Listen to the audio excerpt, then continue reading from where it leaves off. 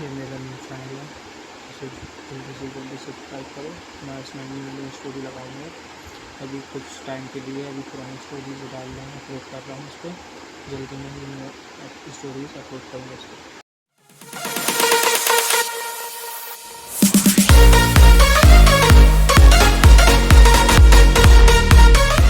Date आधी रात तक चली। आदित्य और जूलिया ने कई तरह की दुकानों और कसीनो का दौरा किया। हालांकि आदित्य वहां कोई पैसा जीतने में कामयाब नहीं हुआ, लेकिन कम से कम उन्होंने मौज मस्ती की, जो सबसे ज्यादा मायने रखती थी। इसके अलावा उसने जो पैसे खोए वो वैसे भी बहुत ज्यादा नहीं थे।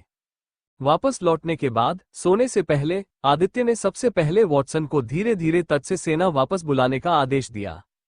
हालांकि लॉरा उसके पक्ष में थी, लेकिन अगर इस्तारिन साम्राज्य की सारी सेनाएं अचानक वापस चली गईं, तो डीप सी पैलेस के बुजुर्ग सतर्क हो जाएंगे। लॉरा ने आदित्य से दृढ़ता से कहा था कि वे अपने गठबंधन को अभी के लिए गुप्त रखें, जब तक कि वो अगली महारानी न बन जाए। अन्यथा अगर बुजुर्गों को पता चला कि पूर्व सम्राट की दत्तक बेटी दुश्मन साम्राज्य में चली गई है और हाथ मिला लिया है, तो लॉरा को खोजकर मार दिया जाएगा। आदित्य के आदेश के अनुसार वॉटसन ने धीरे धीरे सेना को वापस बुलाने की योजना बनाई। उसने आदित्य के 7 जनरलों और कुछ जंगली ड्रैगन को वापस आने का आदेश देकर शुरुआत की, जबकि 7 जनरल एजियो शहर लौटने वाले थे। जंगली ड्रैगन सिल्वमीडो ग्रोव वापस जा रहे थे। वर्तमान इस्तारिन साम्राज्य में सैनिकों की कमी थी, इसलिए अगर वे तट से कुछ सैनिकों को वापस ले सके तो यह वॉटसन और आदित्य के लिए बहुत बड़ी मदद होगी। सभी को सुप्रभात। आदित्य के बैठने के बाद सभी ने अपना नाश्ता करना शुरू कर दिया। नाश्ते की मेज पर Watson, Julia, Scott, Tyler, Nathan, Amber, Eleanor, Henry, Josh, Leo और उसकी छोटी बहन बैठे थे। सभी एक साथ नाश्ता कर रहे थे। आदित्य को अपने जनरलों के साथ नाश्ता किए हुए 2 महीने से अधिक हो गए हैं। उसके जनरल व्यस्त थे और उन्हें गहरे समुद्र के महल द्वारा हमला करने के निर्णय की स्थिति में तट पर भेजा गया था। सुप्रभात आदित्य। सुप्रभात बड़े भाई। आदित्य ने लियो की छोटी बहन क्लारा को देखा। लड़की के बाल लियो और आदित्य की तरह नीले थे। उसकी गहरी नीली पुतलियां जिज्ञासा से भरी हुई थीं, क्योंकि वो सम्राट को देख रही थी जिसे वो बड़ा भाई कहती थी। क्लारा द्वारा आदित्य को बड़ा भाई कहना सभी को ये बताता था कि आदित्य के दिल में उसका कितना ऊंचा स्थान था। क्लारा, क्या तुम अपने स्कूल का आनंद ले रही हो? हाँ, स्कूल बहुत मजेदार है। मैंने कई दोस्त बनाए हैं। यदि कोई तुम्हें धमकाने की हिम्मत करता है तो तुम इस बुरे भेड़िए से उसका ध्यान रखने को कह सकते हो। आदित्य ने मासूमियत से जूलिया की ओर देखा और पूछा, तुम मुझे भेड़िया क्यों कह रही हो? मैं एक गर्वित ड्रैगन हूँ। तुम एक बुरे भेड़िए हो। यहाँ की छोटी स्काई भी तुमसे ज्यादा सभ्य और व्यवहार कुशल है। जूलिया ने आदित्य को घूरते हुए अपने होंठ रगड़े। कल रात इस गुंडे ने उसका फायदा उठाया था। उसने उसे बहुत देर तक चूमा, जिससे उसके होंठ थोड़े सूज गए। वूफ। आदित्य की आंखें उस आधे ड्रैगन भेड़िए के बच्चे को देखकर चमक उठी, जिसे वो घर वापस लाया था और जो उसके सामने खड़ा था। लगता है ये छोटा ड्रैगन भूल गया है कि उसका असली मालिक कौन है। आदित्य द्वारा आधे ड्रैगन भेड़िए के बच्चे को वापस खरीदने के तुरंत बाद उस छोटे जीव की प्यारी हरकतों ने देवी का दिल पिघला दिया। उस दिन से जूलिया स्काई की देखभाल कर रही है। एक और बात जिसने आदित्य को चौंकाया वो ये थी कि जब उसे पता चला कि स्काई वास्तव में एक महिला है। अब 2.5 महीने बाद आधा ड्रैगन भेड़िया शावक 1 मीटर की ऊंचाई तक बढ़ गया था। जूलिया द्वारा नियमित रूप से दी जाने वाली सभी गोलियों की बदौलत स्काई की ताकत शुरुआती 2 ऑर्डर तक पहुंच गई थी। जूलिया जब अपनी प्रयोगशाला में काम करती थी तो आधा ड्रैगन भेड़िया शाही महल के चारों ओर घूमता था। भेड़िया अक्सर कुछ नौकरानियों या नौकरों के साथ खेलता था। ये भेड़िया इतना बुद्धिमान था कि वो आदित्य और अन्य लोगों की बातें समझ जाता था। जूलिया, पैगी कहाँ है? बहन पैगी को भूख नहीं है। वो इस समय अपने शयन कक्ष में साधना कर रही है। एक खास व्यक्ति के विपरीत कम से कम बहन पैगी तो साधना कर रही है। जब उसने ये शब्द कहे तो उसने वॉटसन की ओर देखा, लेकिन सभी जानते थे कि आदित्य के शब्द जूलिया के लिए थे। साधना के मामले में देवी आलसी थी। ये राजकुमारी बहुत पहले ही 5वीं श्रेणी तक पहुंच जाती यदि मैंने 2 वर्षों तक एक युवा गुरु के अधीन काम न किया होता। खांसी, बड़ी बहन, वो युवा मास्टर कौन था जिसके बारे में आप बात कर रही हैं? 13 वर्षीय क्लारा ने मासूमियत से पूछा। वो एक बुरा आदमी था। वो आदमी नियमित रूप से मुझे और वॉटसन को परेशान करता था। जूलिया ने चेहरे पर एक खूबसूरत मुस्कान के साथ जवाब दिया। बड़ी बहन, वो आदमी अब कहाँ है? मैं बड़े भाई से उसे सजा देने के लिए कहूंगी। खांसी, हे चिंता मत करो, मैं भविष्य में धीरे धीरे इस आदमी से अपना बदला लूंगी। मैं उसे तकलीफ पहुंचाऊंगी। आखिरकार जूलिया ने दुष्ट मुस्कान के साथ आदित्य की ओर देखा। वो मुझसे बच नहीं सकता। जूलिया को आदित्य की ओर देखते देख क्लारा को गलतफहमी हो गई कि आदित्य भी उस आदमी को जानता है जिसके बारे में जूलिया बात कर रही थी। बड़े भाई, तुम्हें उस आदमी को पीटना होगा ताकि वो कभी भी बड़ी बहन को परेशान न कर सके। ठीक है। आदित्य ने अपना सिर नीचे किया और खाना शुरू कर दिया। इस बीच वॉटसन और अन्य लोग मुश्किल से अपनी हंसी रोक पा रहे थे। उनके शरीर कांप रहे थे। अगर आदित्य वहां नहीं होता तो वे पहले ही हंसना शुरू कर देते। आदित्य, चलो अभी वेस्टनिया चलते हैं। आवाज सुनकर सभी ने खाना बंद कर दिया। ड्रैगन सम्राट ने अपना सिर उठाया और उस खूबसूरत देवी की ओर देखा जो उसकी ओर बढ़ रही थी। अभी मुझे लगा था कि हम 2 दिन बाद वहां जाएंगे। आदित्य ने उलझन भरी नजर से पूछा। मेरी माँ की छोटी बहन, मेरी मौसी गर्भवती थी। कल रात उसने एक स्वस्थ बच्चे को जन्म दिया। मेरे माता पिता मुझसे जल्द से जल्द लौटने का आग्रह कर रहे हैं। बेशक उन्होंने मुझे तुम्हें भी साथ लाने के लिए कहा था। आमतौर पर शांत और संयमित रहने वाली एलिसिया इस समय बहुत उत्साहित और ऊर्जावान दिख रही थी। ये आदित्य थोड़ी मुश्किल स्थिति में था। यहाँ वो जूलिया के साथ अपना ज्यादातर समय बिताकर इन 2 दिनों को थोड़ा आराम से बिताने की योजना बना रहा था, लेकिन अब उसे वेस्टनिया जाना है। इतना ही नहीं, उसके पास ढेर सारा काम था जिसे पूरा करना बाकी था। आदित्य मना करना चाहता था, लेकिन ये याद करते हुए कि उसने उससे एक वादा किया था, उसने खुद को उसे मना करने के लिए तैयार नहीं किया। वॉटसन, मुझे खेद है लेकिन जब मैं दूर रहूंगा तो मुझे एम्पायर की देखभाल के लिए तुम्हारी जरूरत होगी। आदित्य अपने बेचारे बटलर से दिन रात काम करवा रहा है। आदित्य को यह भी यकीन नहीं है कि इन दिनों वॉटसन को पूरे 8 घंटे की नींद भी मिलती है या नहीं। आप चिंता मत करें महाराज, मैं सब कुछ संभाल लूंगा। एलिसिया आदित्य की परेशानी समझती है। मैं अपनी नौकरानी को यहीं छोड़ दूंगी। अगर वॉटसन के पास कोई जरूरी काम है जिसके लिए आदित्य को ध्यान देने की जरूरत है तो वो मेरी नौकरानी को वेस्टनिया भेज सकता है। मुझे लगता है कि यह काम करेगा। आदित्य ने खाना खत्म किए बिना ही बोलना शुरू कर दिया। उसकी खाने की इच्छा खत्म हो चुकी थी। मैं तैयार हो जाऊंगा। आदित्य जल्दी ही लिविंग रूम से गायब हो गया। इस बीच नौकरानियों में से एक ने एलिसिया को एक कप चाय परोसी। एलिसिया जूलिया के बगल में आदित्य की कुर्सी पर बैठ गई और अपनी चाय का आनंद लेने लगी। स्काई, यहाँ आओ। वाह! आधा ड्रैगन भेड़िया उत्साह से एलिसिया के पास गया। अच्छी लड़की। एलिसिया ने अपने बाएं हाथ से स्काई के सिर को सहलाया। आदित्य ने अपने कपड़े बदले और सफेद शर्ट और काला सूट पहना।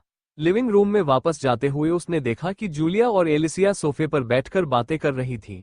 ऐसा लग रहा था कि लियो अपनी छोटी बहन को घर भेजने गया था, जबकि उसके साथ जनरल अपने सैनिकों को प्रशिक्षण देने के लिए वापस प्रशिक्षण शिविर में चले गए थे। क्या तुम्हारा काम हो गया? जूलिया के पीछे पीछे एलिसिया ने भी अपना सिर उठाया और आदित्य की ओर देखा। एक पल के लिए देवी उस आदमी को देखकर चकित हो गई जो उसका नकली प्रेमी होने का नाटक करने जा रहा था। किसी कारण से उस पल उसकी धड़कनें तेज हो गईं।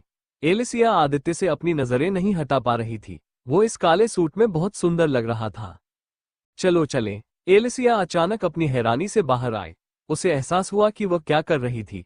अभी अगर देवी ने अपना चेहरा घूंघट से न ढका होता तो आदित्य और जूलिया को हल्के लाल गाल दिखाई देते। दुर्भाग्य से कोई भी उसका चेहरा नहीं देख पाया, जो निश्चित रूप से स्वर्ग को भी मंत्रमुग्ध कर देता। हम मेरे भवन में स्थित टेलीपोर्टेशन सरणी का उपयोग करके निकलेंगे। ठीक है, कृपया अपना ख्याल रखना। आदित्य, अपना व्यवहार ठीक रखना और अपने विकृत और बेशर्म स्वभाव को छिपाए रखना।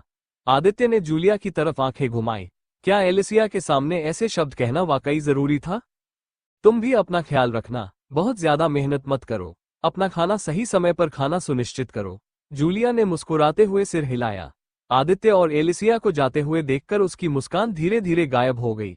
आदित्य को गए 1 सेकंड भी नहीं हुआ था कि उसे उसकी याद आने लगी थी। ऐसा लगता है कि आदित्य के लौटने तक मुझे अपना ध्यान भटकाना ही पड़ेगा। जूलिया पहले से ही उस दिन का बेसब्री से इंतजार कर रही थी जब आदित्य आखिरकार लौटेगा। चलने से पहले मैं तुम्हें कुछ बातें बता दूं जो तुम्हें ध्यान में रखनी चाहिए। आदित्य ने राजमहल से बाहर निकलते हुए अपना सिर हिलाया। सबसे पहले, अगर कोई पूछे कि हम कब से डेटिंग कर रहे हैं तो कह देना कि हम 2 साल से एक दूसरे को गुप्त रूप से पसंद करते हैं, इससे पहले कि तुम मुझसे अपने प्यार का इजहार करने की पहल करो। हम 5 महीने से अधिक समय से डेटिंग कर रहे हैं। वेस्टनिया उन 7 महाद्वीपों में से एक है जहां 1.7 बिलियन से ज्यादा लोग रहते हैं। 1.7 बिलियन की आबादी सभी प्रकार की बुद्धिमान जातियों से बनी है जो यहाँ सामंजस्यपूर्ण ढंग से रहती है। यह महाद्वीप दुनिया के कुछ सबसे दुर्लभ पौधों और पक्षियों की प्रजातियों का घर है। वेस्टनिया महाद्वीप कई भौगोलिक विशेषताओं का घर है, जैसे ग्लेशियर, वर्षावन, घाटियां, रेगिस्तान और घास के मैदान। वेस्टनिया डाइंग आइल महाद्वीप के पूर्वी हिस्से में स्थित है। इस महाद्वीप में सैकड़ों राज्य, गुट, साम्राज्य और राजवंश है। वेस्टनिया को 5 क्षेत्रों में विभाजित किया गया है, जिनमें से मध्य क्षेत्र वेस्टनिया के सबसे मजबूत और सबसे बड़े साम्राज्यों का घर है। मध्य क्षेत्र के चारों ओर उत्तरी पठार है जो वेस्टनिया के सबसे ऊंचे पर्वत का घर है। उत्तरी पठार के विपरीत दक्षिणी मैदान वेस्टनिया के सबसे पुराने साम्राज्य का घर है। दक्षिणी मैदानों में वेस्टनिया की कुल आबादी का लगभग 37% से ज्यादा हिस्सा रहता है। ये दक्षिणी मैदानों को वेस्टनिया का सबसे ज्यादा आबादी वाला क्षेत्र बनाता है। वेस्टनिया का पूर्वी क्षेत्र अपने रमणीय द्वीपों, अंतहीन समुद्र तटों, बहुत सारे रिजॉर्ट्स, स्वादिष्ट व्यंजनों, विश्व स्तरीय रेस्तरां और विविध संस्कृतियों के लिए जाना जाता है। पूर्वी वेस्टनिया ग्रह पर सबसे अच्छे अवकाश स्थलों में से एक है। पश्चिमी क्षेत्र वेस्टनिया का सबसे अविकसित, सबसे गरीब और कम आबादी वाला क्षेत्र है। वेस्टनिया के मध्य क्षेत्र में 4 बड़े साम्राज्य थे। ये कहना गलत नहीं होगा कि इन 4 साम्राज्यों ने पूरे मध्य क्षेत्र को बहुत प्रभावित किया। जब भी इनमें से कोई साम्राज्य युद्ध में होता था, तो पूरे मध्य क्षेत्र में खाद्य कीमतों में भारी वृद्धि और आपूर्ति की कमी देखी जाती थी। इन 4 साम्राज्यों ने मध्य क्षेत्र की कुल भूमि का लगभग 50% हिस्सा नियंत्रित किया। इथरियल साम्राज्य इन 4 साम्राज्यों में से एक था जो वेस्टनिया के सबसे ऊपर खड़ा था। अभी पूरा इथरियल साम्राज्य ड्यूक की पत्नी का जश्न मना रहा था, जो वर्तमान सम्राट की पत्नी की बहन है और उसने एक बच्चे को जन्म दिया था। राजधानी से बहुत दूर इथरियल साम्राज्य के किसी ग्रामीण इलाके में एक 2 मंजिला लकड़ी के घर में कुछ लोग धन की देवी की प्रतीक्षा कर रहे थे। एलिसिया कब वापस आएगी? उसने कहा था कि वह आज वापस आ जाएगी, लेकिन उसने मुझे निर्धारित समय नहीं बताया, धन की देवी की मां ने उत्तर दिया। अगर वेस्टनिया के लोगों को पता चले कि सबसे बड़े और सबसे मजबूत साम्राज्यों में से एक का शासक, सम्राट देहात में और एक लकड़ी के घर में रहता है, तो हर कोई हैरान रह जाएगा। कुछ चुनिंदा लोगों के अलावा किसी और को इस बारे में पता नहीं था। जूलिया और उसके बड़े भाई दोनों का पालन पोषण इस 2 मंजिला लकड़ी के घर में हुआ था। नूह कहाँ है? सम्राट ने अपनी पत्नी से पूछा। अभी सम्राट, जो देवी का पिता है, अपने परिवार के साथ समय बिता रहा था। पूरा शाही परिवार आज ड्यूक के बेटे के जन्म का जश्न मनाने के लिए इकट्ठा हुआ था। ड्यूक सम्राट का छोटा भाई है। नूह ने कहा कि उसे कुछ कागजात पर हस्ताक्षर करने हैं। हम शायद शाम से पहले वापस आ जाएंगे, जूलिया की मां ने उत्तर दिया। नूह जूलिया का बड़ा भाई और इथरियल साम्राज्य का राजकुमार था। सम्राट के 2 बच्चे थे, एक का नाम नूह था और दूसरी का नाम एलिसिया था। हालांकि सम्राट की 2 और पत्नियां थीं, लेकिन उनसे उसे कोई संतान नहीं हुई। सम्राट अपने बच्चों के बीच सिंहासन के उत्तराधिकार की लड़ाई से बचना चाहता था। एक पिता के लिए अपने बच्चों को एक दूसरे को मारते हुए देखने से ज्यादा दर्दनाक कुछ नहीं होता। इसलिए सम्राट ने शुरू से ही उपाय किए और बिना सोचे समझे बच्चे पैदा नहीं किए। अगर नूह लड़की पैदा होती तो एलिसिया का तीसरा भाई बहन हो सकता था। सम्राट पहले से ही नूह और एलिसिया से संतुष्ट था। उसके दोनों बच्चे प्रतिभाशाली थे, जिनसे लाखों लोग ईर्ष्या करते थे। कोई सोच सकता है कि सम्राट की तीसरी पत्नी अपने साथ बच्चा न होने से असंतुष्ट हो सकती है, लेकिन वास्तव में यह इसके बिल्कुल विपरीत था। तीसरी पत्नी ने एलिसिया और नूह को अपने बच्चों की तरह प्यार किया और उनका पालन पोषण भी किया। वास्तव में कुछ मामलों में वो नूह और एलिसिया की वास्तविक माताओं की तुलना में अधिक सुरक्षात्मक थी। नूह के जन्म के समय से ही सम्राट ने घोषणा कर दी थी कि नूह अगला सम्राट बनेगा। नूह को अगला सम्राट बनने के लिए पाला पोसा गया और पढ़ाया गया। सम्राट नूह के साथ बहुत सख्त था। माँ, किसी कारण से मुझे लग रहा है कि एलिसिया हमसे झूठ बोल रही है। मुझे लगता है कि उसका बॉयफ्रेंड नकली हो सकता है। उसने अपने बॉयफ्रेंड होने का दिखावा करने के लिए इस आदमी को काम पर रखा होगा, एलिसिया की जैविक माँ बियांका ने कहा। बियांका अपनी बेटी को बहुत अच्छी तरह जानती थी। वो जानती थी कि उसकी बेटी अपने परिवार की परंपराओं का पालन करने से असंतुष्ट थी। उसे ये भी विश्वास नहीं था कि उसकी बेटी के गर्वित व्यक्तित्व के साथ वो किसी को अपना बॉयफ्रेंड बनने की अनुमति दे सकती है। बियांका शब्द सुनकर लिविंग रूम में बैठे सभी लोगों को भी लगा कि एलिसिया के ऐसा कुछ करने की संभावना बहुत अधिक है। सास, मैं समझता हूँ कि मेरी बेटी इतनी जल्दी शादी नहीं करना चाहती, लेकिन हमें अपनी परंपराओं का पालन करना होगा। हमारे पूर्वज इस परंपरा का पालन करते रहे हैं और हमें भी ऐसा करने की सख्त चेतावनी दी है। सम्राट ने आह भरी। पूरी दुनिया के सामने सम्राट हमेशा एक ठंडा और मजबूत रूप दिखाता था, लेकिन जब वो परिवार के सामने होता था तो वह अपनी कमजोरियों को दिखाने में संकोच नहीं करता था।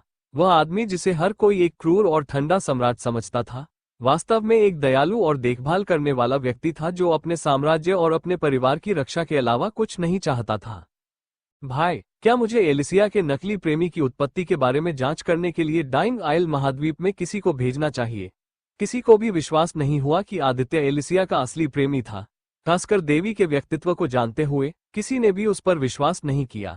ये पहली बार नहीं था। एलिसिया ने अपने परिवार को ये सोचने के लिए धोखा देने की कोशिश की थी कि उसने ये किया है, लेकिन वास्तव में उसने ऐसा कभी नहीं किया।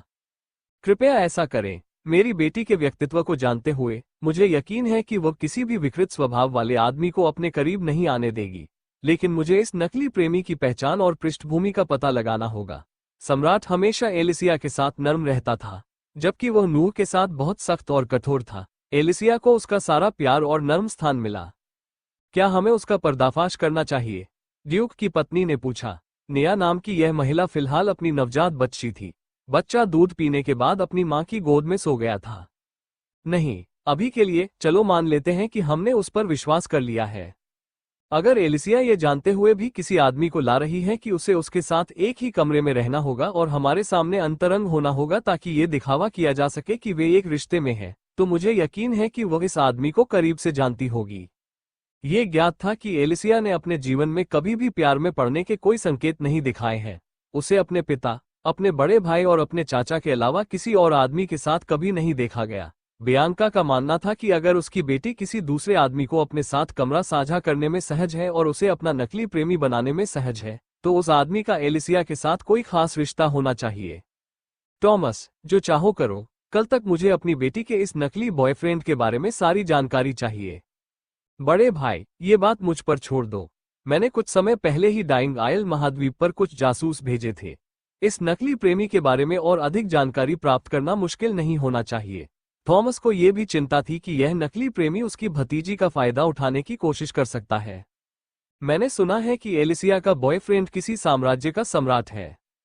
हाँ, उसने ऐसा कहा था। उसका नाम क्या था? थॉमस ने पूछा।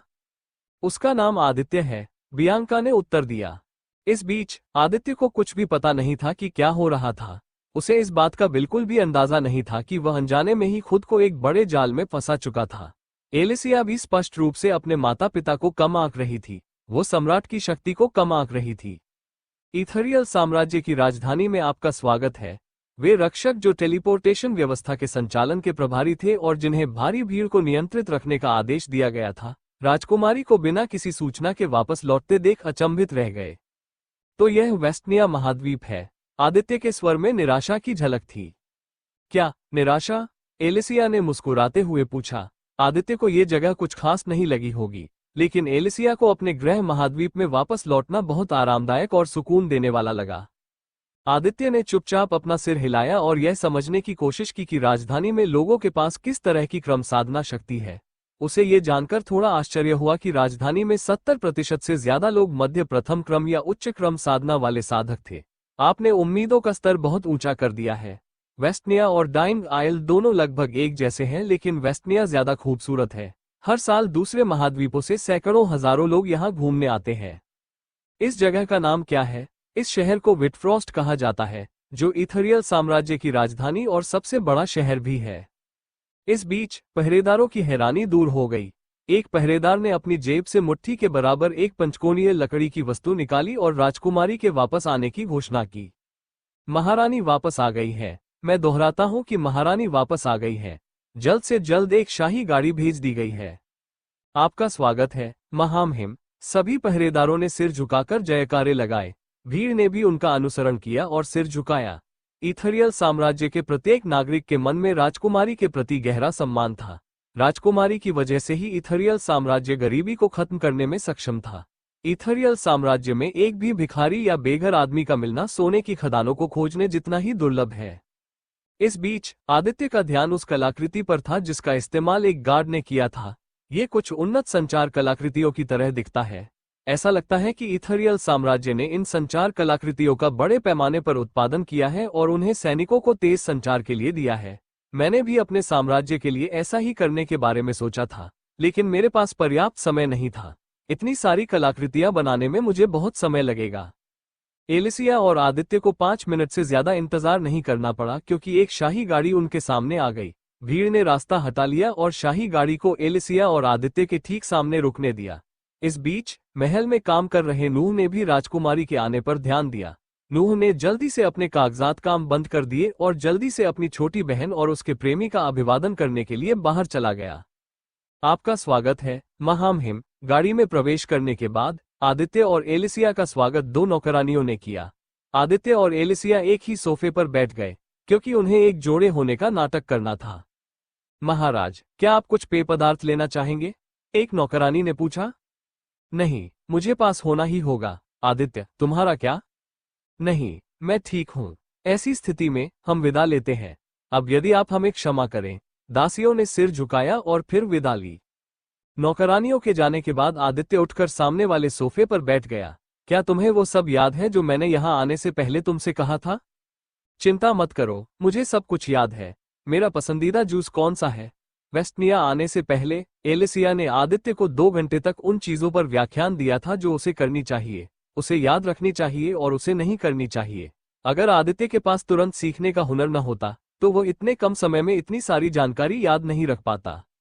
ये सेब का जूस है। सांस, मुझे आश्चर्य है कि मुझे कब तक दिखावा करना पड़ेगा।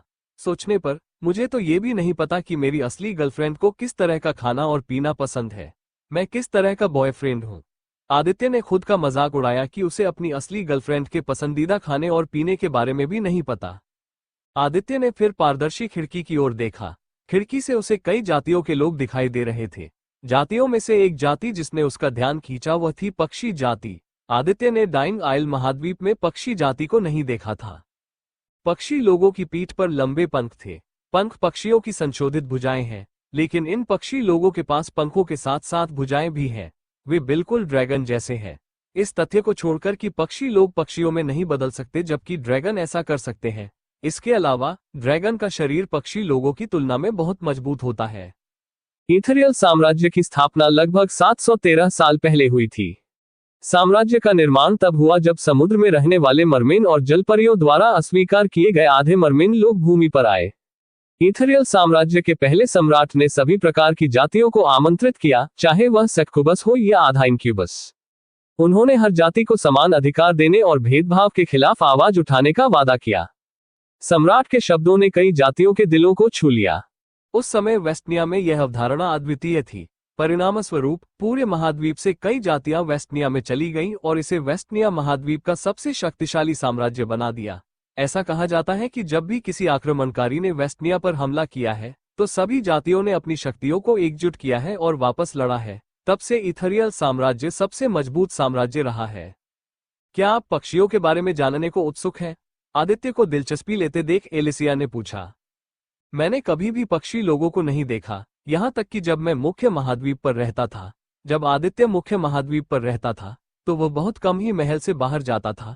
लोग उसका मजाक उड़ाते थे कि वो अपने ड्रैगन वंश को जगाने में सक्षम नहीं है। मेरे पिता ने पाया कि पक्षी लोग ठंडे पहाड़ों में रहते थे। जाहिर है, पक्षी लोग किसी भी नस्ल का स्वागत नहीं करते थे क्योंकि उनकी नस्ल के सदस्यों को अक्सर पकड़ लिया जाता था और गुलाम बना दिया जाता था। मेरे पिता ने उन्हें मदद की पेशकश की।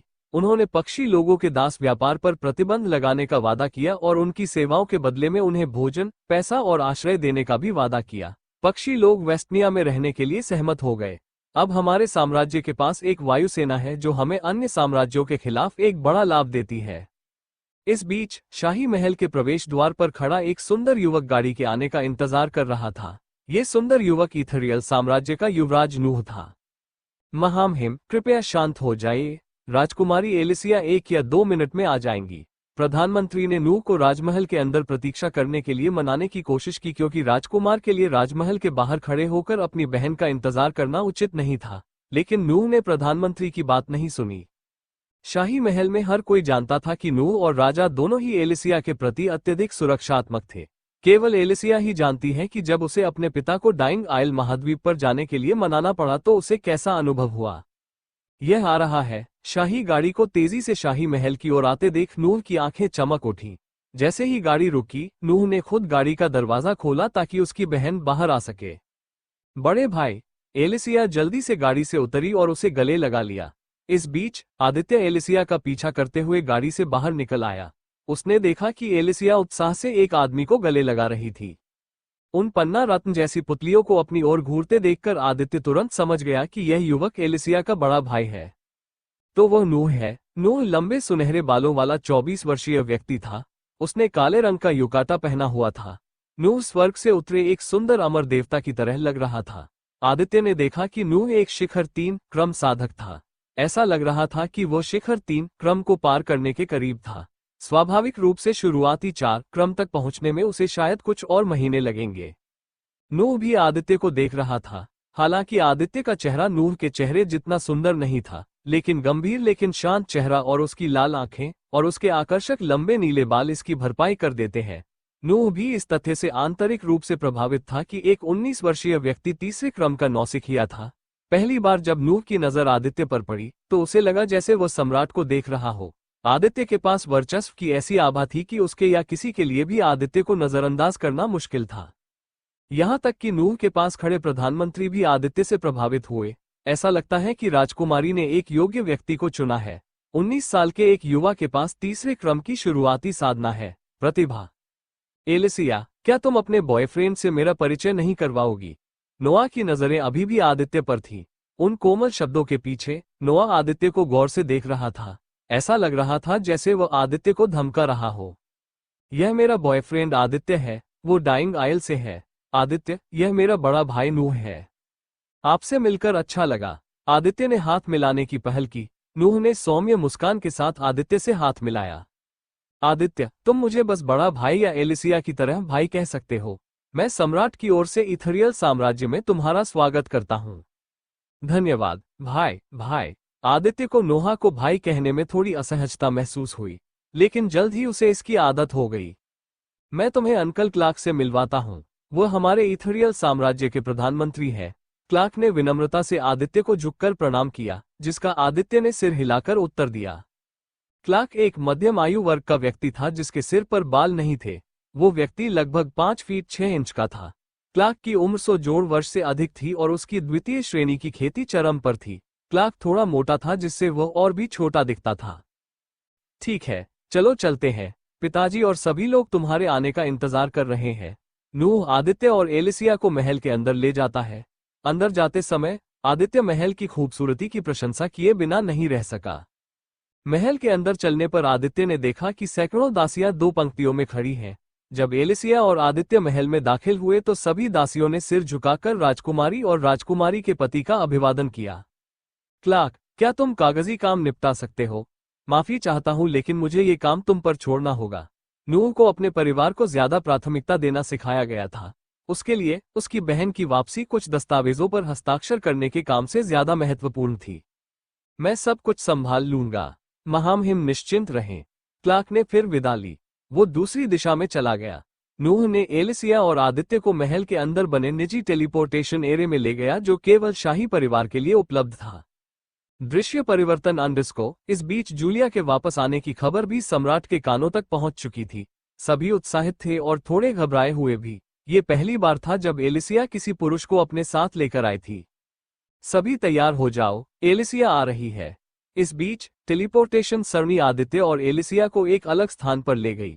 जब आदित्य ने अपनी आंखें खोली तो उसने खुद को एक खुली जगह में पाया। हरा रंग उसकी आंखों को आकर्षित कर रहा था। उसने अपने सामने खेती की जमीन देखी। हम कहाँ हैं? आदित्य ने इधर उधर देखते हुए पूछा। यह स्पष्ट था कि वे किसी छिपे हुए गांव या देहात में पहुंच गए थे। आदित्य जिस भी दिशा में देखता उसे केवल पहाड़ और ऊंचे पेड़ ही दिखाई देते। ऐसा लगता है कि यह गांव किसी जंगल के अंदर छिपा हुआ था। यही वो जगह है जहां हम रहते हैं। चलो चलें। एलिसिया ने आदित्य के दाईं ओर मुड़कर नोहा के पीछे पीछे चलना शुरू किया। वो आमतौर पर आदित्य का हाथ नहीं पकड़ती, लेकिन इस स्थिति में एलिसिया और आदित्य एक जोड़े की तरह व्यवहार कर रहे थे और जोड़ों के लिए हाथ पकड़ना सामान्य बात थी। करीब 1 मिनट चलने के बाद आदित्य और एलिसिया एक 2 मंजिला लकड़ी के घर के सामने रुके। घर के अंदर आदित्य को कुछ शक्तिशाली साधकों की मौजूदगी का एहसास हुआ। क्लिक करें। लकड़ी का दरवाजा एक आदमी ने खोला जो बिल्कुल नूर जैसा ही दिख रहा था।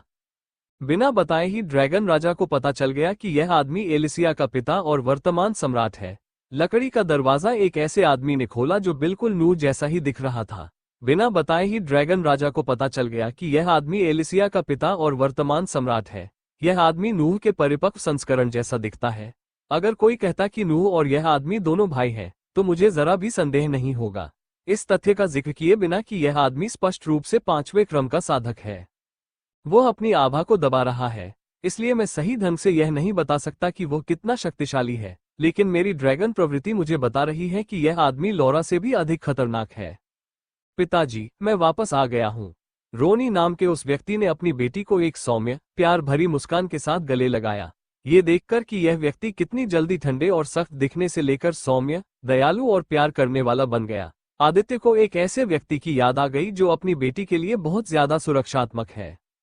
मुझे लगता है कि जूलिया और एलिसिया दोनों के पिता एक जैसे ही हैं। दोनों ही पुरुष अपनी बेटी के प्रति बहुत ज्यादा सुरक्षात्मक है।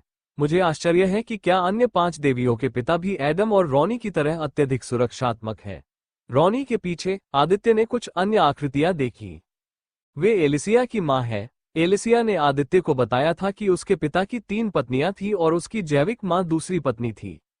जब आदित्य एलिसिया द्वारा बताई गई बातों को याद कर रहा था, तो उनमें से एक महिला हैरान होकर बाहर आए। आरा, आरा, ऐसा लगता है कि हमारी बेटी को एक सुंदर युवा ड्रैगन मिल गया है। ड्रैगन, नूह, रोनी, फ्लोरा और नोरा सभी ड्रैगन शब्द सुनकर चौंक गए। आदित्य को यहां सबसे ज्यादा झटका लगा। आदित्य जानता था कि जब तक वो अपनी वंशावली को दबाए रखेगा, कोई भी, यहां तक कि 5वें क्रम का साधक भी यह नहीं बता पाएगा कि वो ड्रैगन है। लेकिन एलिसिया जैसी दिखने वाली यह महिला उसके पास रहकर ही उसकी नस्ल का पता लगा लेती है। आखिर इस महिला को यह रहस्य कैसे पता चला?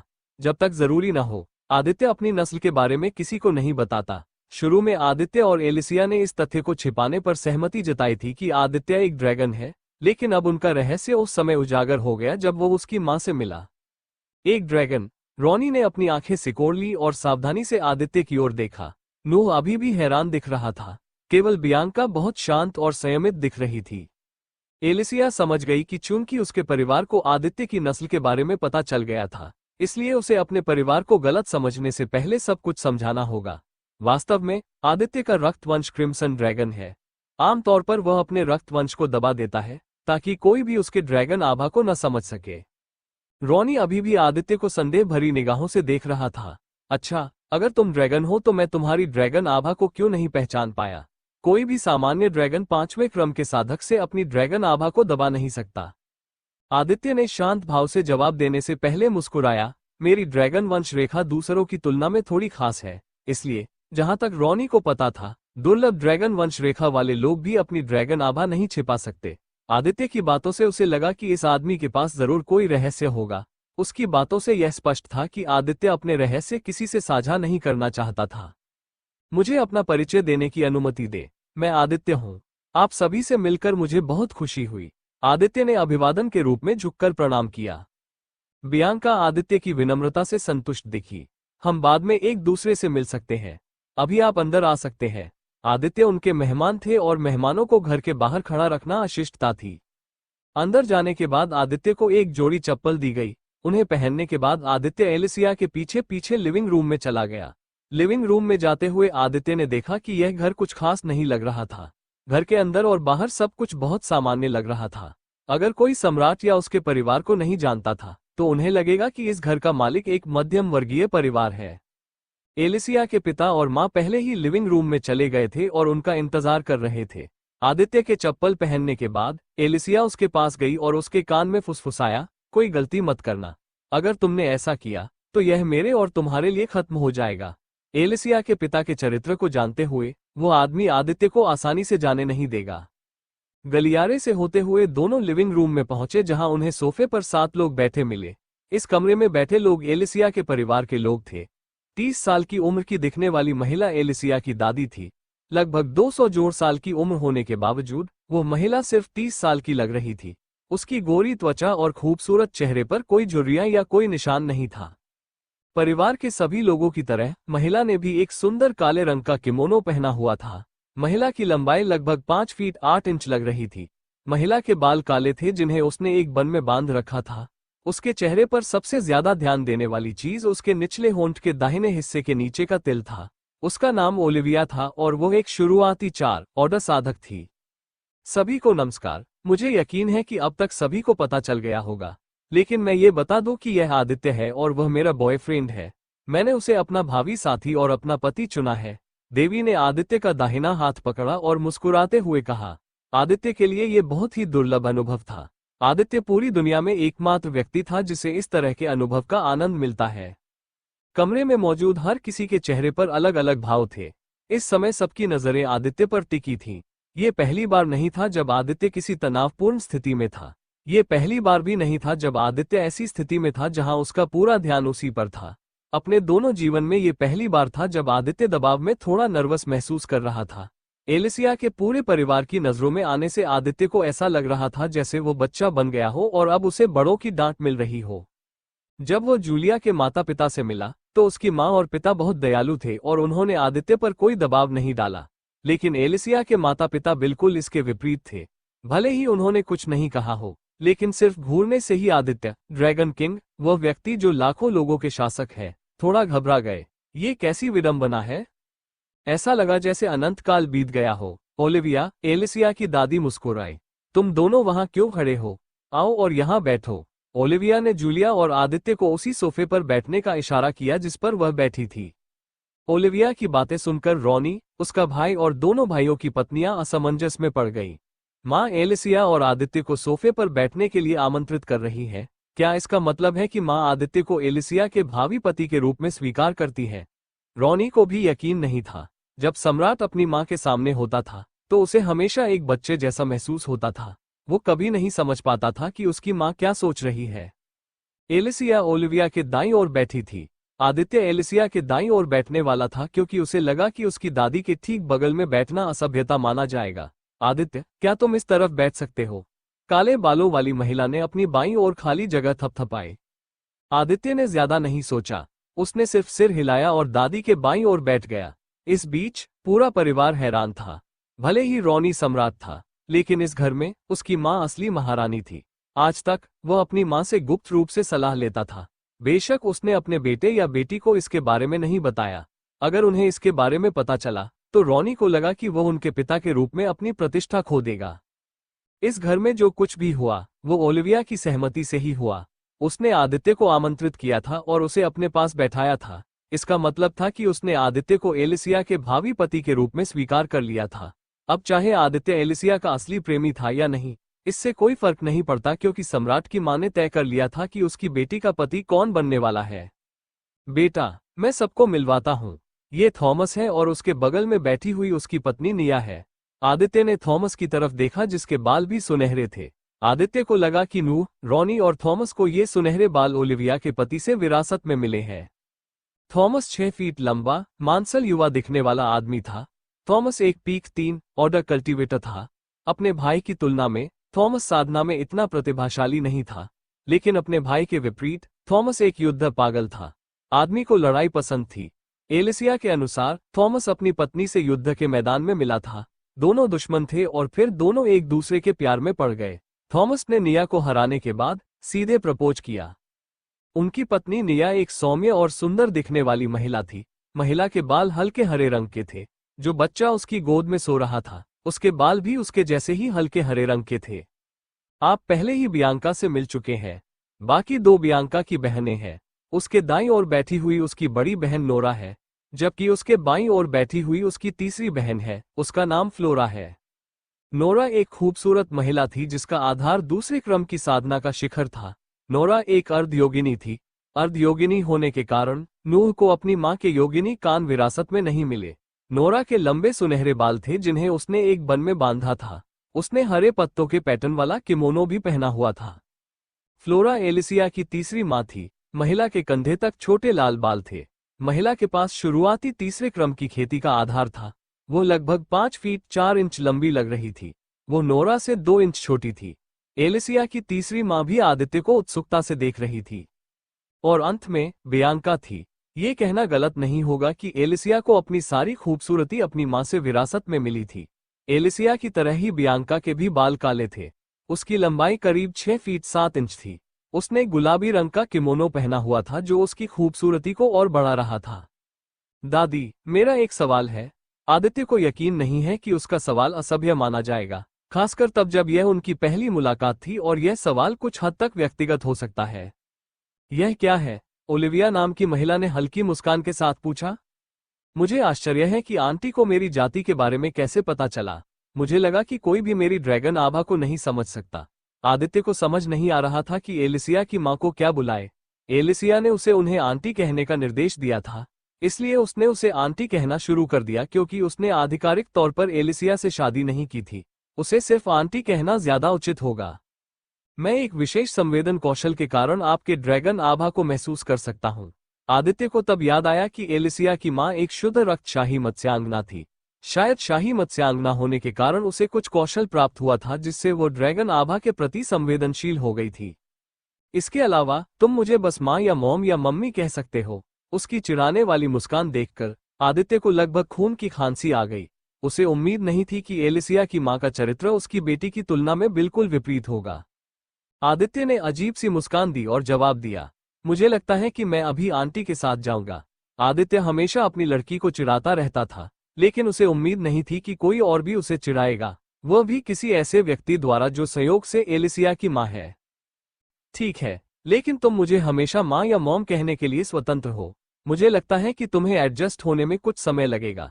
चूंकि ओलिविया ने आदित्य को मंजूरी दे दी थी, इसलिए बियांका पहले से ही आदित्य को अपने दामाद के रूप में देख रही थी।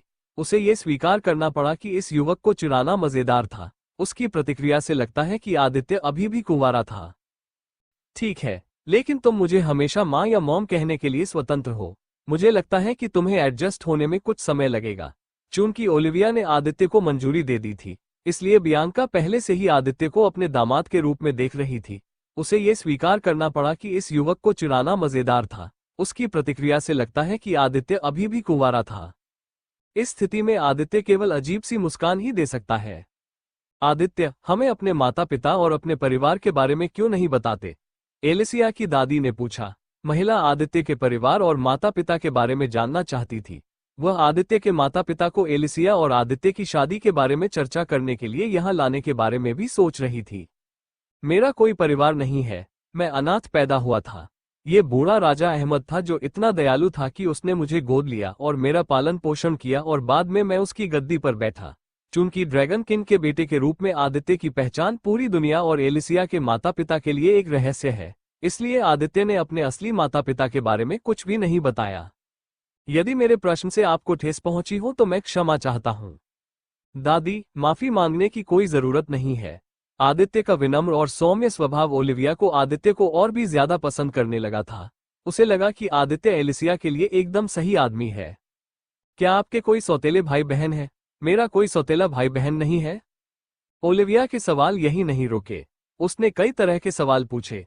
उसके ज्यादातर सवाल आदित्य की निजी जिंदगी से जुड़े थे। पूरा परिवार चुपचाप घंटों तक चली बातचीत सुनता रहा। बातचीत के दौरान फ्लोरा ने सभी को ग्रीन टी पिलाए। आदित्य ने उसे चाय पिलाने के लिए उसकी बहुत सराहना की। ओलिविया से लगातार घंटों बात करने के बाद उसका गला सूख रहा था। सच में चाय बहुत अच्छी थी। चाय से शरीर की सफाई होती थी। वैसे मुझे एक सवाल पूछना है, चलो। ओलिविया ने आदित्य की बात सुनते हुए चाय की चुस्की ली। स्पिरिट स्टोन क्या है? आदित्य का सवाल सभी के लिए था। वह जानना चाहता था कि स्पिरिट स्टोन क्या है और वो उन्हें कैसे पा सकता है। आदित्य के सवाल ने कमरे में मौजूद सभी लोगों को चौंका दिया था। ठीक है, सरल शब्दों में आप स्पिरिट स्टोन को मैना स्टोन समझते हैं, लेकिन मैना स्टोन की तुलना में जो लगभग हर जगह पाए जाते हैं, स्पिरिट स्टोन को ढूंढना बहुत मुश्किल है। एकमात्र जगह जहां स्पिरिट स्टोन सबसे ज्यादा पाए जाते हैं वह है मध्य महाद्वीप। पूरे वेस्टनिया महाद्वीप में भी हमें सिर्फ 4 बार निम्न श्रेणी का स्पिरिट स्टोन मिला था।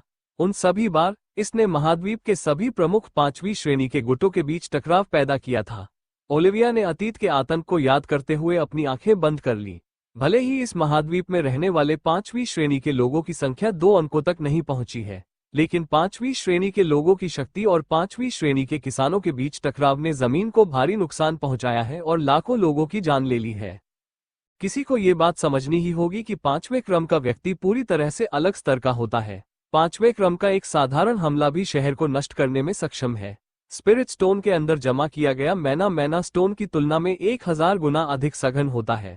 अगर 5वें क्रम से नीचे का कोई भी कल्टीवेटर के लिए स्पिरिट स्टोन का इस्तेमाल करने की कोशिश करता है, तो स्टोन के अंदर जमा किए गए समृद्ध घने और शुद्ध मैना के कारण उनके शरीर तुरंत फट जाएंगे। स्पिरिट स्टोन का इस्तेमाल ज्यादातर 5वें क्रम या उच्च क्रम के प्राणियों द्वारा किया जाता है। स्पिरिट स्टोन को भी 3 ग्रेड में विभाजित किया जाता है। निम्न श्रेणी के स्पिरिट स्टोन ज्यादातर 3 ग्रेड में पाए जाते हैं, जबकि मध्यम श्रेणी के स्पिरिट स्टोन सिर्फ मध्य महाद्वीप में ही पाए जा सकते हैं। जहां तक उच्च श्रेणी के स्पिरिट स्टोन की बात है, तो मुझे भी इस बारे में पक्का पता नहीं है। मैं जानता हूं कि उच्च श्रेणी के स्पिरिट स्टोन मध्य महाद्वीप में भी मिलना असंभव है। सिस्टम ने यह निर्दिष्ट नहीं किया कि ड्रैगन पैलेस बनाने के लिए मुझे किस ग्रेड के स्पिरिट स्टोन का उपयोग करना चाहिए। मुझे लगता है कि मैं कम ग्रेड के स्पिरिट स्टोन का उपयोग कर सकता हूं, लेकिन मुख्य सवाल यह है कि मैं उन्हें कैसे ढूंढूं। जहां तक मुझे पता है, पूर्वी क्षेत्र में कोई स्पिरिट स्टोन खदान नहीं है। शायद डीप सी पैलेस को इसके बारे में कुछ पता हो। मुझे वापस आने पर लॉरा से पूछना चाहिए। आदित्य को पहले से ही सिरदर्द हो रहा था। बस उसे 50,000 कम ग्रेड के स्पिरिट स्टोन कैसे ढूंढने चाहिए। आदित्य, तुम आत्मा के पत्थर क्यों खोज रहे हो? एलिसिया भी आदित्य के उत्तर में उत्सुक और दिलचस्पी लेती दिखी। मैं एक ड्रैगन महल बनाने की योजना बना रहा था, जिसके लिए मुझे स्पिरिट स्टोन की आवश्यकता होगी, जल्दी या बाद में। चूंकि आदित्य ड्रैगन महल बनाने जा रहा था, उसने सोचा कि एलिसिया और उसके परिवार को सच बताने से उसे कोई नुकसान नहीं होगा। ऐसा नहीं है कि वे ड्रैगन महल के बारे में जानते हुए भी उसके साथ कुछ नहीं कर सकते। ड्रैगन पैलेस दिलचस्प है। आदित्य, क्या तुम मुझे इस ड्रैगन पैलेस के बारे में कुछ और बताओगे जिसके बारे में तुम बात कर रहे हो? आदित्य ने बेबसी से मुस्कुराते हुए ईमानदारी से जवाब दिया, शुरुआत में मुझे भी नहीं पता कि यह ड्रैगन पैलेस क्या है, लेकिन मुझे पता है कि यह ड्रैगन पैलेस ड्रैगन सम्राट का है। ड्रैगन पैलेस में क्या सुविधाएं हैं, ये तो मुझे भी नहीं पता। ड्रैगन सम्राट। ओलिविया ने ये 2 शब्द सुनकर भौहें सिकोड़ ली। उसे याद नहीं आ रहा था कि उसने किसी ऐतिहासिक व्यक्ति के बारे में पढ़ा या सुना हो जिसका नाम भी ऐसा ही हो। ये नाम मुझे किसी प्राचीन पाठ्य पुस्तक में मिला है। आदित्य ने तुरंत कहा कि वह बहुत सारी अनावश्यक बातें कह रहा था। ड्रैगन सम्राट का अस्तित्व अभी भी पूरी दुनिया के लिए एक रहस्य है। तो आदित्य, पोती के बारे में तुम्हारा क्या ख्याल है? क्या तुम्हें उसमें आखिर क्या पसंद है? सभी लोग जो जानते थे कि आदित्य एलिसिया का नकली प्रेमी था, आदित्य की प्रतिक्रिया देखकर खुश हुए। साइड लाइन से एलिसिया भी आदित्य को देख रही थी। उसे इस तरह के सवालों की उम्मीद नहीं थी, इसलिए उसके पास कोई जवाब नहीं था। एलिसिया बस अपने दिल में प्रार्थना कर रही थी कि आदित्य कुछ गड़बड़ न करे। प्लीज आदित्य, ऐसा कुछ मत कहना जिससे हम दोनों की पोल खुल जाए। अंदर ही अंदर वो ये शब्द दोहरा रही थी। इस स्थिति में मैं क्या कहूं? एलिसिया में मुझे आखिर क्या पसंद है? अगर आदित्य से यही सवाल जूलिया के लिए पूछा जाता, तो वो आसानी से जवाब दे सकता था। मुझे पसंद है कि वो कितनी गंभीर है। मुझे उसका काम के प्रति समर्पण और जुनून पसंद है। वो एक जिम्मेदार महिला है जिसका व्यक्तित्व बहुत बढ़िया है। कोई भी पुरुष। खांसी। मेरा मतलब है कि मैं बहुत भाग्यशाली हूं कि वो मेरी गर्लफ्रेंड है। आदित्य ने अपनी गर्दन से ठंडे पसीने की बूंदें बहती हुई महसूस की। उसने अपने वाक्य में लगभग किसी भी पुरुष का नाम लिया। मैं समझ गई। क्या तुम दोनों ने ये किया है? ओलिविया ने गंभीर चेहरे से पूछा। क्या दादी, आप क्या पूछ रही हैं? गंभीर और ठंडी दिखने वाली एलिसिया का व्यक्तित्व टूट गया। चूंकि उसका चेहरा अभी भी घूंघट से ढका हुआ था, इसलिए आदित्य उसका चेहरा नहीं देख पाया, लेकिन उसके लाल कानों से ऐसा लग रहा था कि देवी अपनी दादी के सवाल से शर्मिंदा थी। हालांकि ओलिविया ने जूलिया को नजरअंदाज करते हुए आदित्य को गंभीरता से देखा। हे, लगता है एलिसिया का व्यक्तित्व अलग है, बस वो दूसरों को यह नहीं दिखाती। कुछ मायनों में वो जूलिया जैसी ही है। आदित्य ने एलिसिया को शर्मिंदा देखकर मन ही मन मुस्कुराया। उसे एहसास हुआ कि देवी को चिढ़ाने का यही मौका है। जब वह यहाँ था, तो क्यों न देवी को चिढ़ाकर कुछ मजा लिया जाए? दादी, हमने अभी तक ये काम नहीं किया है। आदित्य ने इस वाक्य के अंत में अभी तक शब्द का भारी प्रयोग किया। फिर भी शब्द ने तुरंत ही सबका ध्यान अपनी ओर खींच लिया। आदित्य का मतलब था कि उसने और देवी ने आखिरी और सबसे अंतिम चरण को छोड़कर बाकी सब कुछ कर लिया था। एलिसिया को एहसास हुआ कि आदित्य की बातों को उसके परिवार ने गलत समझा होगा। उसने दांत पीसते हुए आदित्य को घूरकर देखा। यह आदमी, जूलिया सही थी। यह आदमी मोटी चमड़ी वाला बेशर्म भेड़िया है। मैं इसका बदला जरूर लूंगी। जूलिया के अलावा बाकी सभी समझ गए कि आदित्य केवल मजाक कर रहा था, क्योंकि उन्होंने उसके चेहरे पर मुस्कुराहट और एलिसिया की ओर उसकी ठंडी नजर देखी थी। हालांकि ये दोनों अभी रिलेशनशिप में नहीं है, लेकिन लगता है कि इन्हें प्यार में पड़ने में ज्यादा समय नहीं लगेगा।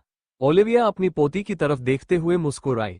आदित्य से बातचीत से महिला को यकीन हो गया कि आदित्य एक वफादार और कुंवारी लड़की है। वो एक इज्जतदार आदमी लग रहा था।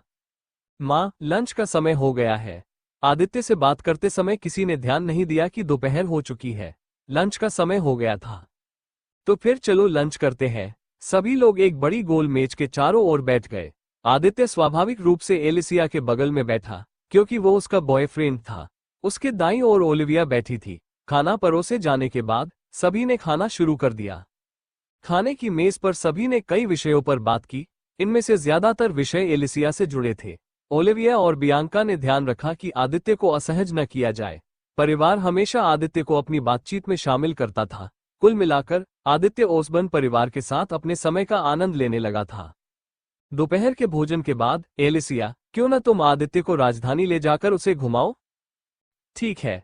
चूंकि एलिसिया के पास भी घर पर करने के लिए कुछ और नहीं था, इसलिए वो अपनी दादी के सुझाव से सहमत हो गई।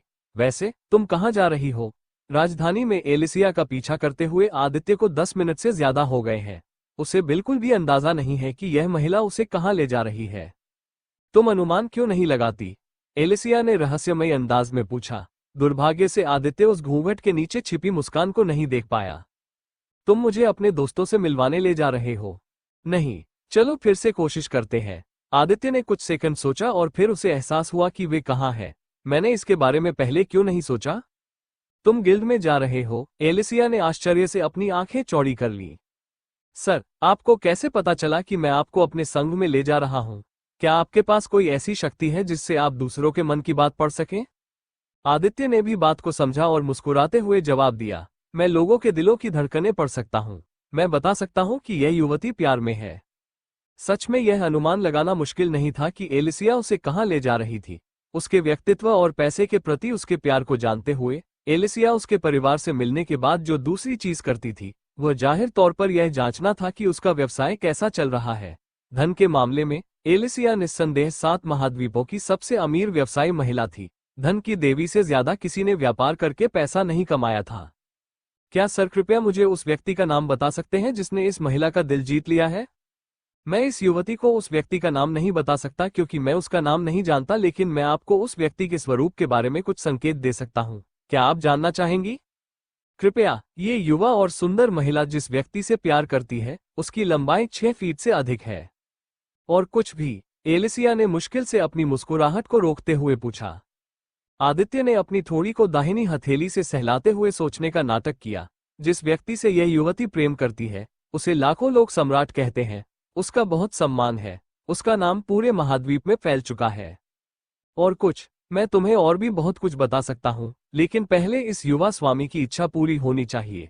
ये युवा स्वामी कभी भी किसी को मुफ्त में अपनी सेवा नहीं देता। आदित्य ने गंभीर चेहरा बनाया।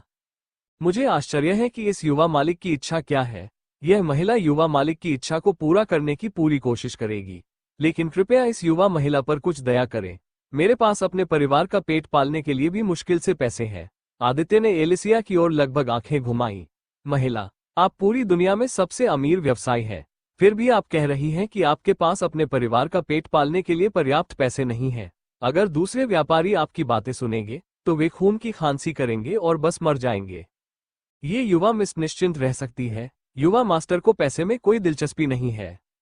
इस युवा मास्टर को एक तरह की समस्या है। युवा मास्टर को हर बार कीमत चुकानी पड़ती है जब वह दूसरों के दिल को पढ़ने के लिए अपनी शक्तियों का उपयोग करता है।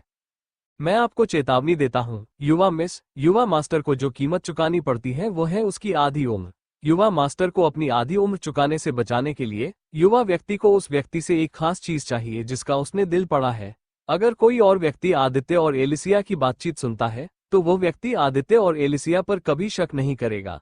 वो व्यक्ति सोचेगा कि वो जो कुछ भी सुन रहा है वो सच है। युवा स्वामी, आप इस युवती पर बड़ा उपकार कर रहे हैं, मुझे उस व्यक्ति के बारे में बताकर जिससे मैं प्यार करता हूँ। बस इस युवती को बता दीजिए कि आपको मुझसे क्या चाहिए। हालांकि इस युवा स्वामी को ये कहने में शर्म आ रही है, लेकिन ये युवा स्वामी इस युवती से एक चुंबन चाहता है। अगले 1 मिनट तक एलिसिया ने कुछ नहीं कहा। वो बस आदित्य को देखती रही। आदित्य ने भी उसकी तरफ देखा। जैसे जैसे सेकंड बीतते गए आदित्य को लगा कि वो बहुत आगे निकल गया है, शायद उसे कुछ और मांगना चाहिए था। सास, चूंकि युवा स्वामी इस महिला को मेरे प्रियतम का रूप बताकर एक बड़ा उपकार कर रहे हैं, इसलिए यह महिला युवा स्वामी को एक चुंबन देगी, लेकिन केवल तभी जब युवा स्वामी इस महिला को मेरे प्रियतम का रूप बता चुके होंगे। जो व्यक्ति इस महिला से प्यार करता है वो 5वीं श्रेणी के साधकों से लड़ सकता है और उनके खिलाफ जीत सकता है। वो जहां भी जाता है उसका सम्मान किया जाता है। वो बहुत सुंदर दिखने वाला आदमी है। उसकी सुंदरता उसके साम्राज्य की सभी युवतियों के दिलों को मोह सकती है। आदित्य ने एलिसिया को देखकर मुस्कुराकर पूछा, अब क्या राजकुमारी उस व्यक्ति को जानती है जिसके रूप के बारे में इस युवा स्वामी ने बात की है?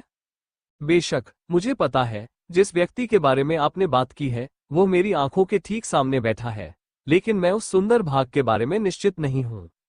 गलत, मैं तुम्हारे पिता के बारे में बात कर रहा था। एलिसिया की आंखें चौड़ी हो गईं। उसे एहसास हुआ कि शुरू से ही आदित्य उसके पिता की ओर इशारा कर रहा था। मेरी मालकिन, अब समय आ गया है कि तुम अपना वादा निभाओ और मुझे वो चुंबन दो जिसका मैं इंतजार कर रहा था। चिंता मत करो, अगर तुम शर्मीली हो तो हम पर्दे खींच सकते हैं और अंधेरे में चुंबन कर सकते हैं। मैं वादा करता हूं कि किसी को पता नहीं चलेगा। आदित्य ने अपनी आंखें बंद कर ली और उस चुंबन का इंतजार करने लगा जो कभी नहीं आया। मैं तुम्हें चूम क्यों लूं? मैंने तो कभी किसी से कोई वादा नहीं किया। आदित्य ने आंखें सिकोड़कर राजकुमारी को ध्यान से देखा। बस तुम प्रतीक्षा करो, देर सवेर मैं तुमसे वो चुंबन अवश्य प्राप्त करूंगा। आप जितने सपने देखना चाहे देख सकते हैं, लेकिन आपके सपने कभी पूरे नहीं होंगे। जल्द ही गाड़ी गिल्ड के सामने रुक गई।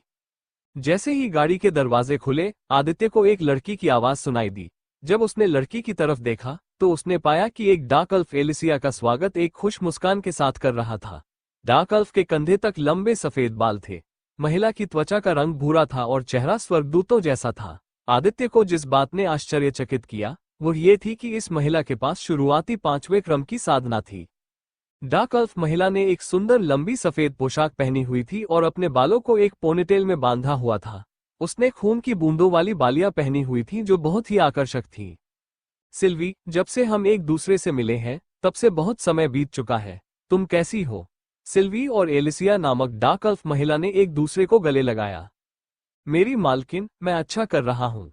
आप क्या कर रही हैं? सिल्वी को उम्मीद नहीं थी कि उसकी बॉस एलिसिया वापस आएगी। पिछली बार जब वे दोनों एक दूसरे से मिले थे तब से कुछ महीने बीत चुके हैं। मैं अच्छा कर रहा हूँ सिल्वी, मैं तुम्हें आदित्य से मिलवाता हूँ। वो मेरा बॉयफ्रेंड है। क्या? सिल्वी की चीख ने गिल्ड बिल्डिंग के अंदर और सड़कों पर चल रहे लोगों का ध्यान आकर्षित किया। हर कोई सिल्वी और एलिसिया को देख रहा था। देखो, ये लेडी सिल्वी और उनकी शाही महारानी है। ऐसा लगता है कि महारानी के लौटने की अफवाह सच थी। अभी एक दिन भी नहीं बीता है और महारानी लेडी सिल्वी से मिलने आ गई है। बेशक, आखिरकार वे सबसे अच्छे दोस्त हैं। एक इथरियल साम्राज्य की राजकुमारी है और दूसरी वेस्टनिया में सबसे बड़े गिल्ड की मालिक और नेता है। ऐसी कुछ अफवाहें थीं जिनसे पता चलता है कि व्हाइट लॉर्ड्स गिल्ड का विस्तार करते समय महारानी ने लेडी सिल्वी को वित्त पोषित किया था। अपनी बढ़ी हुई इंद्रियों की मदद से आदित्य सिल्वी के बारे में एक दो बातें सुनने में सक्षम हो गया था और उसकी पहचान जानने में कामयाब हो गया था। ऐसा लगता है कि कोई भी वास्तव में नहीं जानता कि एलिसिया असली गिल्ड लीडर है। पूरी दुनिया के लिए सिल्वी ही गिल्ड लीडर है। सिल्वी, चलो अंदर चलते हैं और बात करते हैं। सिल्वी के जवाब देने से पहले एलिसिया ने उसे पकड़ लिया और गिल्ड ऑफिस के अंदर खींच लिया। आदित्य भी एलिसिया के पीछे पीछे गिल्ड में घुस गया। गिल्ड के अंदर सैकड़ों से ज्यादा साहसी लोग थे। उनमें से कुछ कुर्सियों पर बैठकर शराब पी रहे थे, जबकि कुछ पार्टी के सदस्य ज्यादा पैसे और कम जोखिम वाले उपयुक्त मिशन की तलाश में थे। एलिसिया को किसी ने नहीं रोका क्योंकि गिल्ड में हर कोई उसकी पहचान जानता था। यहां तक कि गैर साहसी लोग भी जानते थे कि महारानी व्हाइट लॉर्ड्स गिल्ड की नियमित आगंतुक थी। आदित्य एलिसिया और सिल्वी का पीछा करते हुए तीसरी मंजिल पर पहुंच गया जो गिल्ड लीडर की निजी मंजिल थी। पहली और दूसरी मंजिल की तुलना में तीसरी मंजिल बहुत आलीशान थी। आदित्य बैठ गया। आदित्य ने सिर हिलाया और फिर लाल मुलायम सोफे पर बैठ गया। एलिसिया आदित्य को अपने निजी कमरे में ले आई थी। ये कमरा गिल्ड लीडर का कार्यालय कक्ष था। यहीं पर एलिसिया और सिल्वी ज्यादातर अपनी मीटिंग्स करते थे। कार्यालय कक्ष में दरवाजे के सामने और खिड़की के बगल में एक मेज थी जिसके माध्यम से शाही महल देखा जा सकता था। मेज से 5 मीटर की दूरी पर 2 सोफे एक दूसरे के सामने रखे गए थे। फर्श लाल कालीन से ढका हुआ था। दीवारों को खूबसूरती से रंगा गया था। दीवारों पर सिल्वी और एलिसिया की विभिन्न चित्रित कलाकृतियां लटकी हुई थीं। एलिसिया, क्या वो वाकई तुम्हारा बॉयफ्रेंड है? सिल्वी आदित्य की तरफ देख रही थी। आदित्य भी सिल्वी की तरफ देख रहा था। आदिया को आश्चर्य हुआ कि यह जवान दिखने वाली महिला कितनी उम्र की होगी। हे, बिल्कुल नहीं। आदित्य मेरे बॉयफ्रेंड की तरह काम कर रहा है। तो तुम अपने परिवार को बेवकूफ बना रही हो। सिल्वी एलिसिया की सबसे अच्छी दोस्त थी, इसलिए वो अपनी दोस्त की परेशानियों और चिंताओं को जानती थी। अगर आप आदित्य की पहचान के बारे में जानेंगे तो चौंक जाएंगे। एलिसिया के शब्दों ने सिल्वी, जो 5वीं श्रेणी की नौसिखिया थी, को इस खूबसूरत युवक की पहचान के बारे में और अधिक उत्सुक बना दिया। उसकी पहचान है, एलिसिया ने नाटकीय ढंग से विराम लिया। बस ये कह दो, वो मेरा मंगेतर है। सिल्वी ने अपनी आंखें चौड़ी कर ली। एक पल के लिए उसका पूरा शरीर कांप उठा जब उसने आदित्य को देखा। लगभग 2 दशकों से सिल्वी ड्रैगन किंग के बेटे के बारे में सुन रही थी। उसने कभी नहीं सोचा था कि एलिसिया अपने असली मंगेतर के साथ उसके परिवार को बेवकूफ बनाएगी। क्या तुम्हारे माता पिता को इस बारे में पता है? सिल्वी को लगा कि उसका गला सूख गया है। अगर लोगों को आदित्य की पहचान पता चल गई तो वह सिर्फ कल्पना ही कर सकती है कि लोगों की क्या प्रतिक्रिया होगी। बिल्कुल नहीं, सगाई जैसी कोई चीज नहीं होती। एलिसिया और आदित्य एक समझौते पर पहुंच गए थे। उनमें से कोई भी अनुबंध या इस तथ्य का उल्लेख नहीं करने वाला था कि आदित्य तकनीकी रूप से एलिसिया का पति था। देवियों पर दावा करने के बजाय आदित्य इस अनुबंध को तोड़ना चाहता था ताकि अन्य लड़कियां भी आजाद हो सके। उसे किसी लड़की को उससे शादी करने के लिए मजबूर करना अच्छा नहीं लगा। अगर आदित्य 7 देवियों से शादी भी कर लेता तो भी कोई भावनाएं शामिल नहीं होती। यह आदित्य और 7 लड़कियों के लिए एक बेस्वाद, कड़वा और काला और सफेद जीवन होगा। यह वह नहीं था जो आदित्य चाहता था। मैं समझती हूँ। सिल्वी अंततः शांत हो गई, लेकिन उसे नहीं पता था कि उसकी सबसे अच्छी दोस्त उसे एक और बड़ा झटका देने वाली थी। वैसे आदित्य की मंगेतर कीमिया की देवी जूलिया है। सिल्वी को लगा कि किसी ने उसे कई बिजली के बोल्ट से मारा है। उसे लगभग ऐसा लगा कि वह अपनी चेतना खोने वाली है। अगले 5 मिनट तक सिल्वी ने कुछ नहीं कहा। उसने जो शब्द सुने थे उन्हें समझने की कोशिश की। लंबे समय के बाद सिल्वी आखिरकार होश में आई और उसने फिर से एलिसिया की तरफ देखा। तुम मजाक तो नहीं कर रहे हो? बिल्कुल नहीं। जूलिया छद्म रूप में आदित्य के साथ रह रही है। उनमें से 2 एक दूसरे से प्यार करने लगे और अब वे आधिकारिक रूप से सगाई कर चुके हैं।